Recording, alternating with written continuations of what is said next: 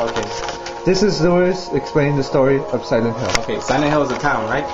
A normal town, like you know, a town in Connecticut or whatever the story takes place, right? Maryland. And there's an alternate Silent Hill which is infested by the monsters, right? The few people that are unlucky to go into that dimension get eaten alive, like the dog in Silent Hill 1, or the cops and shit, you know, and shit like that. Now the story that the main characters is that whole alternate town is created by like ancient curses and shit, you know, witchcraft and shit like that, right?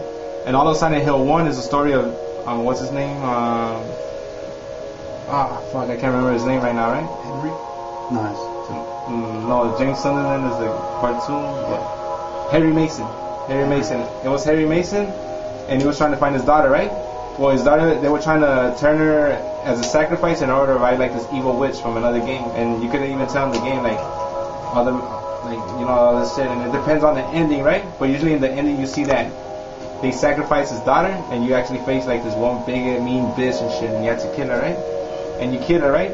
Supposedly in the real ending, he manages to find his daughter and all that, and they live happily ever after, right? And all that shit, whatever.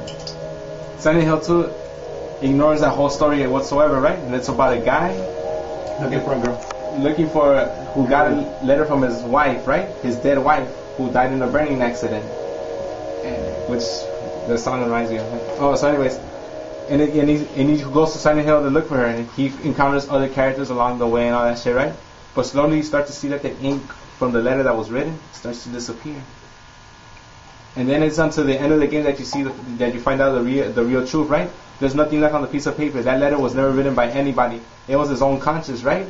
His own conscience calling him to Silent Hill to see and remember the fact that he killed his own wife because he didn't want to take care of her, you know, because she was a burn victim. She never died in the burning accident. She just became like a burn victim and shit, and he had to take care of her, and he refused to take care of her, so he smothered her with a pillow, and that's how the real ending is with James Sunderland.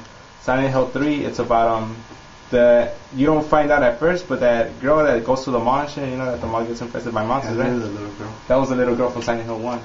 And this is like the same plot over again from Silent Hill 1 and shit all over again, you know what I mean? They're trying to get her again and shit like that. Silent Hill 4, The Room, I don't think it's related to any of those. That one sucked.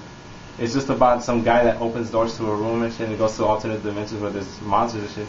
But that's the idea, you know, like, that's how Silent Hill works. It's an alternate dimension. The town has always existed, but there's this alternate dimension that takes over it, you know, like the Twilight Realm in Legend of Zelda: The Twilight Princess. And then Silent Hill 5 Origins, it tries to explain like how it all started, you know what I mean? Like the whole witchcraft, curses, all that shit. And that's how it's been so far. So that's it? Yeah.